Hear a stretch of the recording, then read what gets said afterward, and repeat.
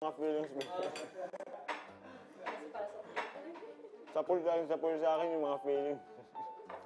Pero wala nang sumapul sa akin, iba. Kuya, yung mga sinabi po niya, yung para sa akin, siguro yung sa mga feelings ko, bago kay Loisa, ganun, feelings ko kay Jane, yun. Una sa lahat, ano yung issue na sinasabi mong ikaw ang tinutukoy? Siguro po dun sa mga minsan ko pong nasasabi po sa inyo, kuya, na hindi ko po naaamin sa inyo, pero naaamin ko na naman po nung yung mga natatanong niyo po sa akin, naaamin ko na rin naman po.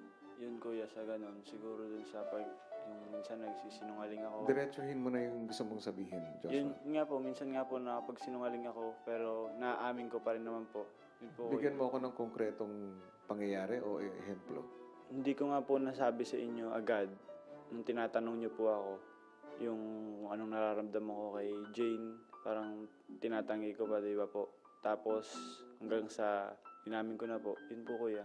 Bukod sa akin, meron bang naganap sa kapwa mo housemates? Siyempre, kuya, nahihiya ako kasi naging issue po yung ganun sa labas. O yun yung nakikita po ng mga tao. Nahihiya po, kaya po, di ba po sabi ko sa inyo nung nag-uusap po tayo na Bakit ka nahihiya? nahihiya po sa ginagawa ko kasi parang, siyempre, kuya, gusto kong maging inspirasyon o ehemplo, kaya nga po ako nahihiya kasi parang